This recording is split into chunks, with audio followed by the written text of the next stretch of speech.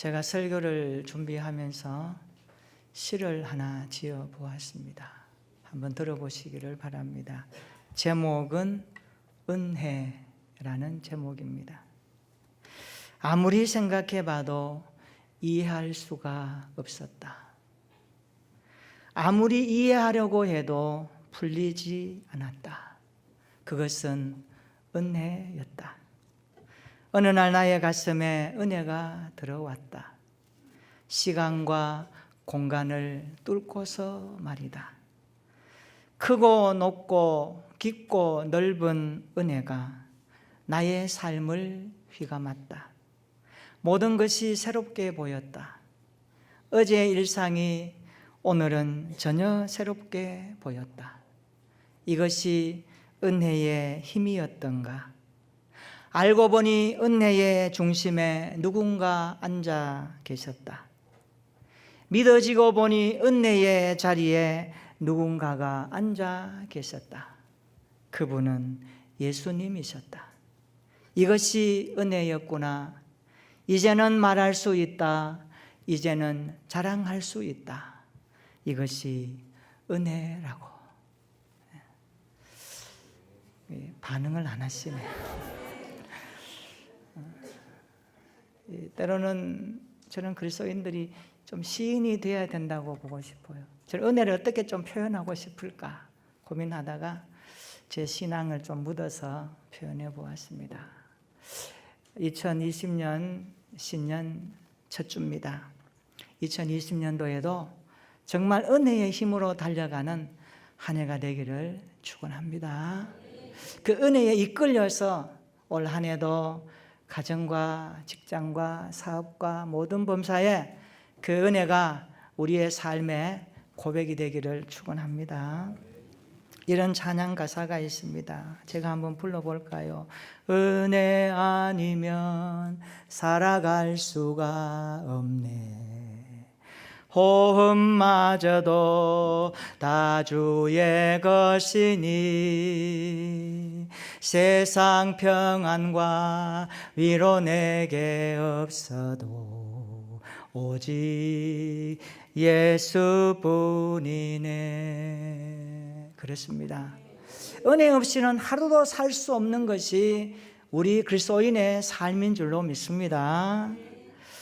예수님과 함께하는 것이 은혜인 줄로 믿습니다. 오늘 우리의 삶에 이 은혜를 다시 회복하고 이 은혜의 삶을 누려가는 우리 모든 성도들 되기를 축원합니다. 창세기 1장 1절에 보면 태초에 하나님이 천지를 창조하시니라 이렇게 시작합니다. 그러다가 성경 요한계시록 마지막 22장 21절에 보면 주 예수의 은혜가 모든 자들에게 있을지어다. 아멘. 이렇게 마침표를 짓고 있습니다. 우리는 태초에 하나님이라는 이 말씀을 붙들고 우리 인생의 여행을 하다가 그리고 주 예수의 은혜가 라는 마지막 장의 말씀을 향하여 살아가고 있습니다. 신앙생활이 무엇입니까? 태초에 말씀하신 그분의 음성을 듣고 그분이 주신 말씀을 믿고 붙들고 인생을 살다가 우리 인생의 마지막 도착할 지점은 그 은혜의 강수가 흐르는 천국인 줄로 믿습니다. 우리는 이 여행의 시작을 알고 있습니다. 끝을 알고 있습니다.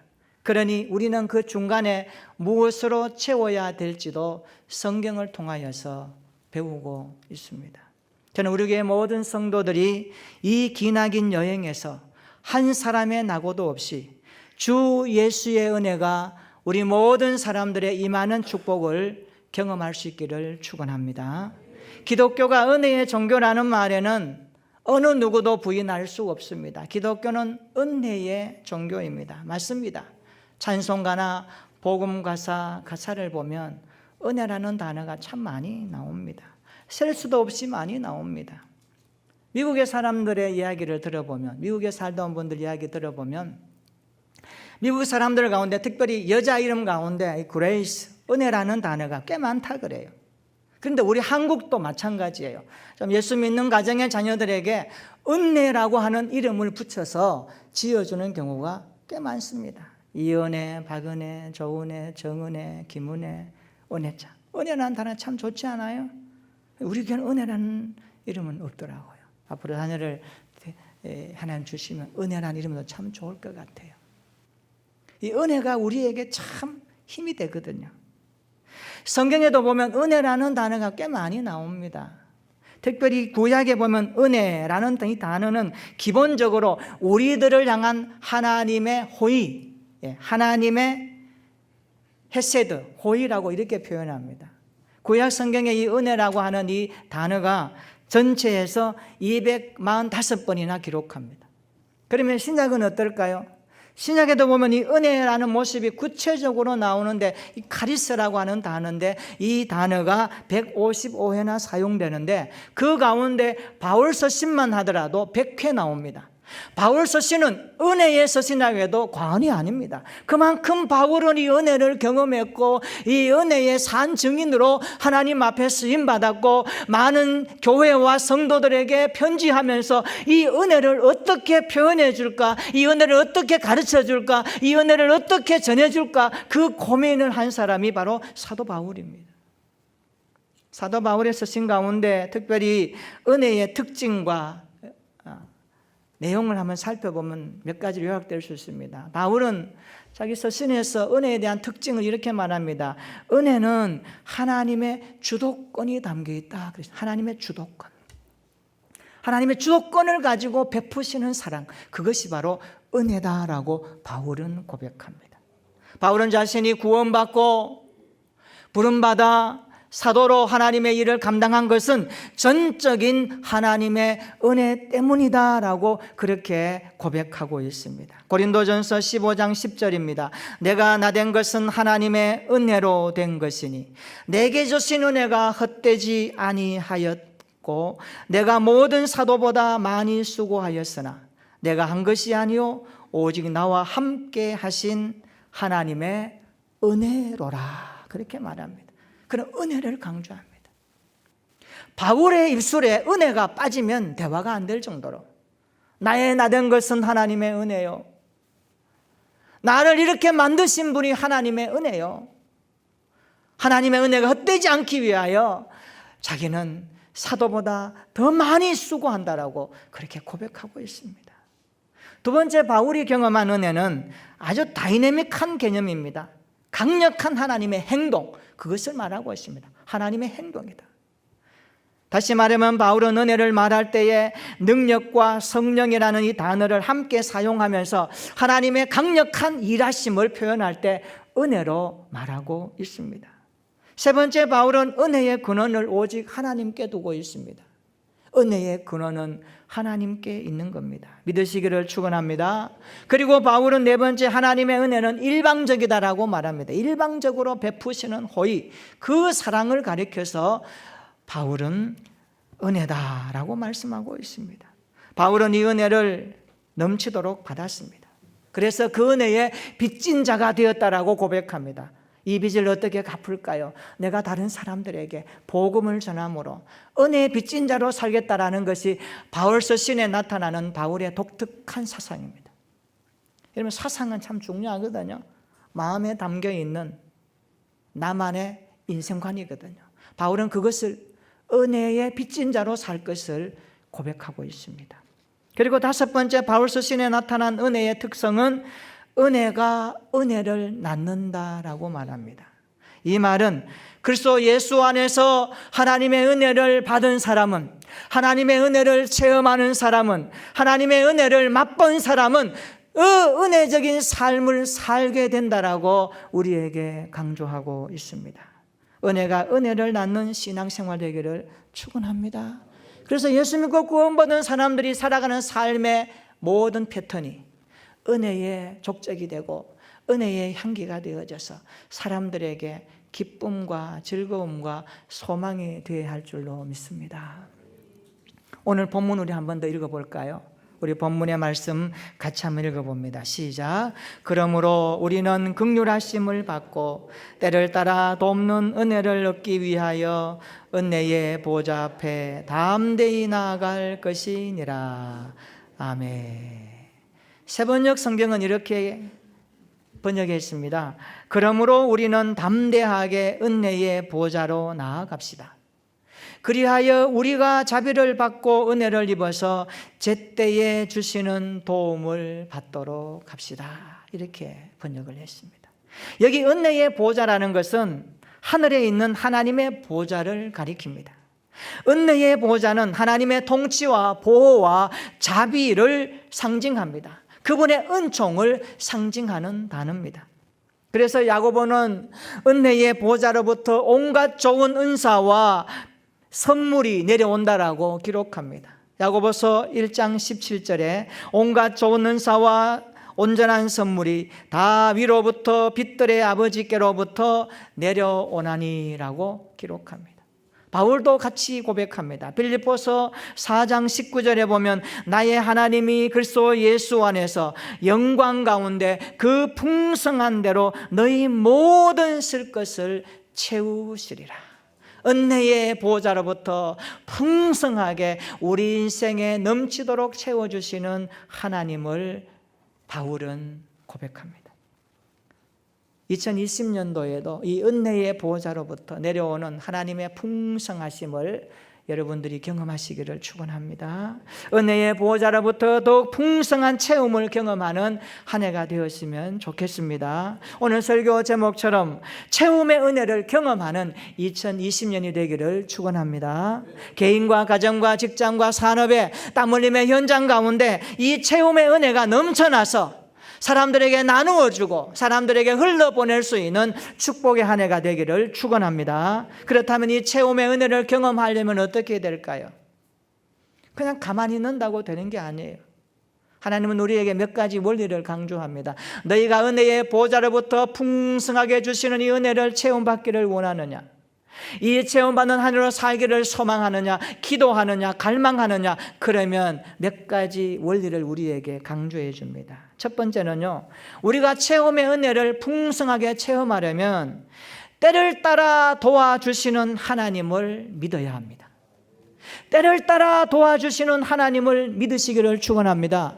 하나님을 신뢰하시기를 축원합니다. 따라서 합시다. 하나님은 때를 따라 도와주십니다.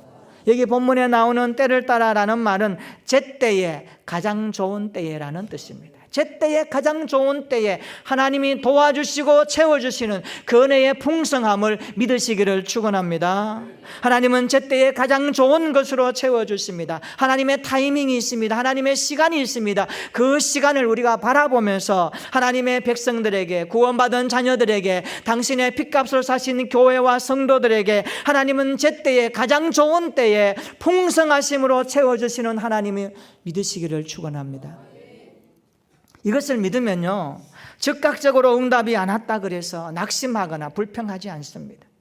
오히려 더 인내하고 기다리며 그날을 기대하며 소망을 가집니다. 2020년도에도 때를 따라 도와주시는 하나님의 은혜가 있음을 믿으시기를 바랍니다. 광야에서도 만나와 메추라기로 먹게 하시는 하나님의 은혜를 기대하는 한 해 되기를 축원합니다. 우리 자녀들과 직장들 가운데 모든 은혜가 체험으로 나타나기를 축원합니다. 엘리야를 한번 보십시오. 그는 하나님 앞에서 인생의 어려움을 토로합니다. 막다른 골목에서 광야로 도망갑니다. 죽음의 위기가 그에게 다가왔습니다. 죽기를 원하는 그 광야에 있는 엘리야에게 하나님이 뭐라고 하십니까? 까마귀를 사용하셔서 허기진 그 예배를 채워주십니다. 아침과 저녁에 떡과 고기를 물어다 주십니다. 사르밧 과부의 집에 가루와 기름이 떨어졌을 때 하나님은 그것을 채워주셨습니다. 저녁까지 베세다 광야 빈들에서 주님의 말씀을 듣고자 모였는 많은 숫자의 사람들에게 저녁 끼니 하나 해결하지 못하는 그들에게 주님은 오병이어의 기적으로 풍성하게 채워주십니다. 이것이 은혜 아닙니까? 이것이 우리의 삶의 고백 아닙니까? 정말 우리가 올 한 해도 하나님께서 때를 따라 채워주시는 그 은혜의 풍성함을 믿고 신뢰하고 확신하는 가운데 이 은혜를 우리의 삶 가운데 목도할 수 있는 신앙이 되기를 축원합니다. 두 번째로 채움의 은혜를 경험하려면 담대함을 가지고 나아가야 합니다. 담대함을 가지고 나아가야 합니다. 오늘 본문은 말씀합니다. 은혜의 보좌 앞으로 담대히 나아가라고 말씀합니다. 예수님의 십자가 공로를 힘입어 그분의 이름을 의지하여 은혜의 보좌 앞으로 담대하게 나갈 수 있는 우리 모두가 되기를 축원합니다. 따라서 합시다. 은혜의 보좌 앞으로 담대하게 나아갑시다. 옆에 분에게 한번 말해 주십시다. 은혜의 보좌 앞으로 담대하게 나아갑시다. 그런 신앙이 되기를 축원합니다. 여기 담대함이란 무슨 말일까요? 우리가 필요로 하는 모든 것들을 준비하고 계시는 하나님에 대한 확신을 가진 자의 모습입니다. 하나님은 우리의 삶의 필요를 아십니다.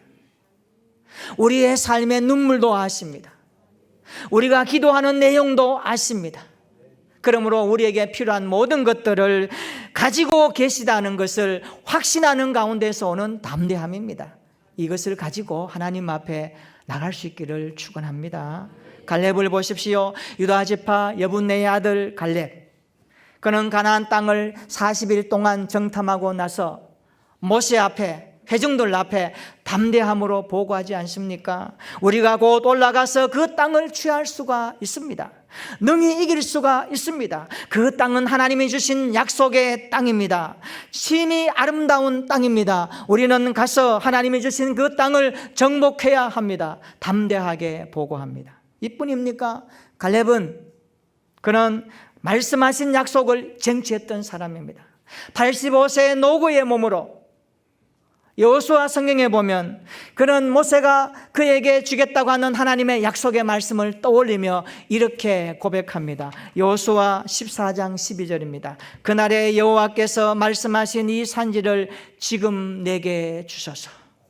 13절입니다. 여호수아가 여분네 아들 갈렙을 위하여 축복하고 헤브론을 그에게 주어 기업을 삼게 하매. 아멘. 우리도 갈렙처럼 약속하신 말씀을 붙들고 담대하게 나아갈 수 있는 삶이 되기를 축원합니다.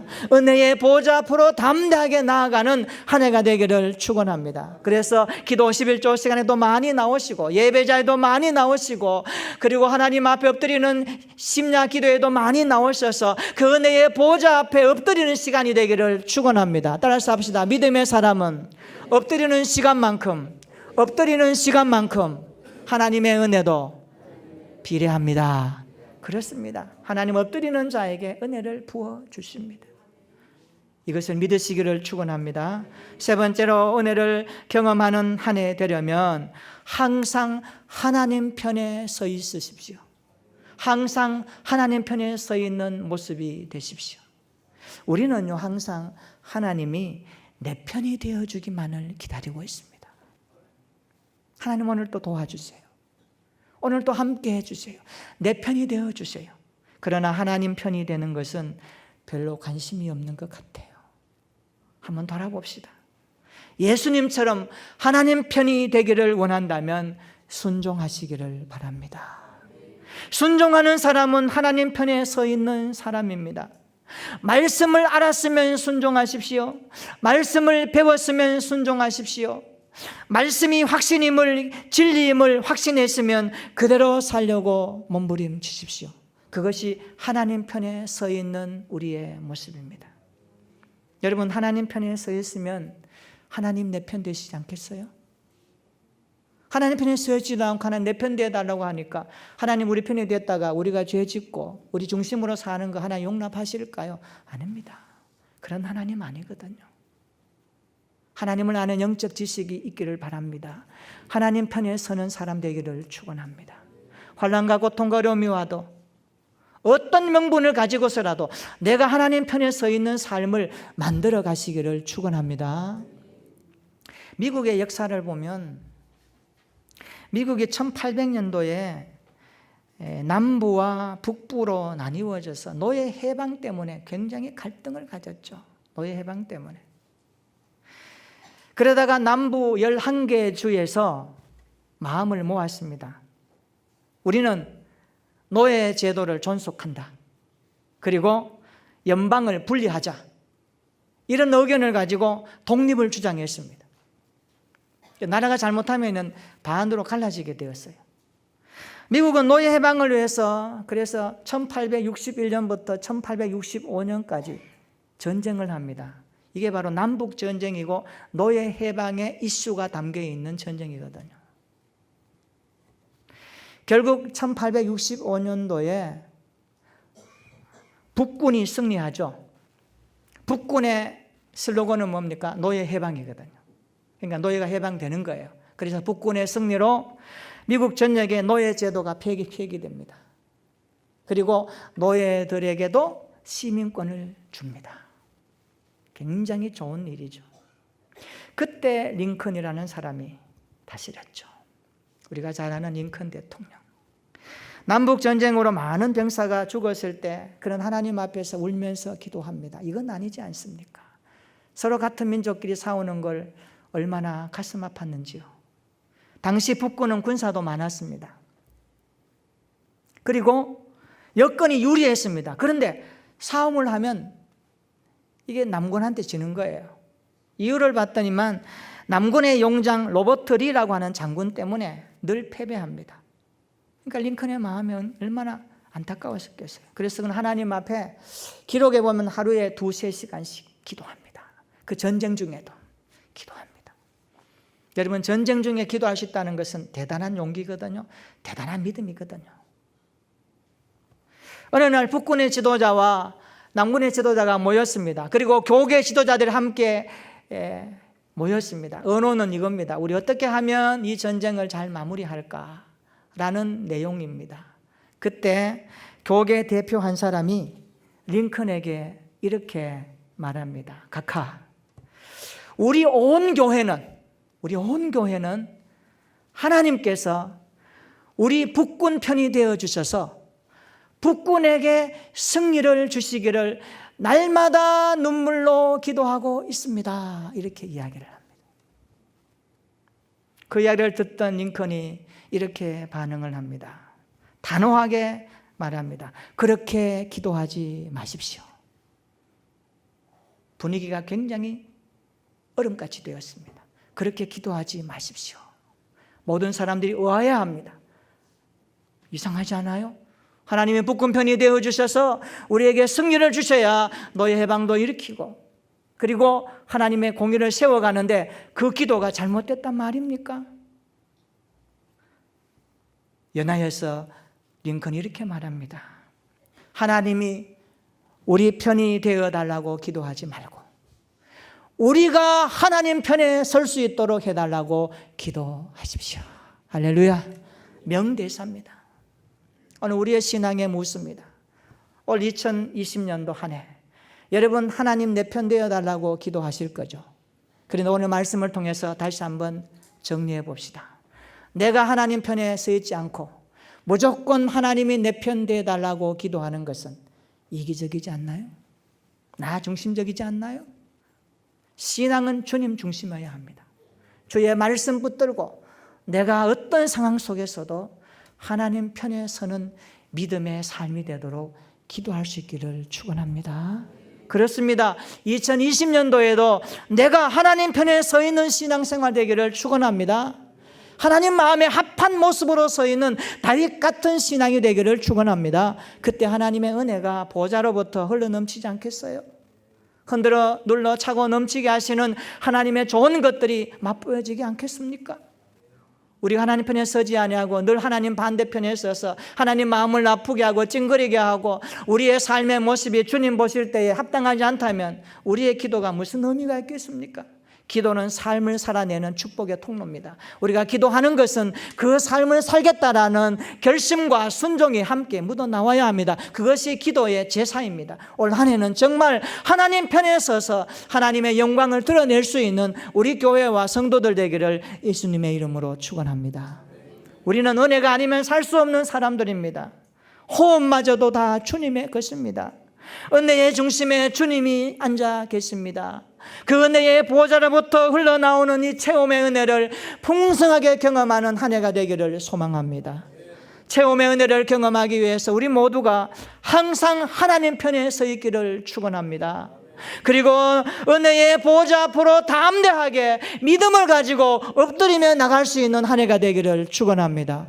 그래야 시간마다 때마다 가장 좋은 것으로 채워주시는 하나님의 은혜를 체험하여 이번 한 해도 우리 주님이 일하셨습니다 고백하는 한 해로 만들어가는 우리 교회와 모든 성도들 되기를 예수님의 이름으로 축원합니다.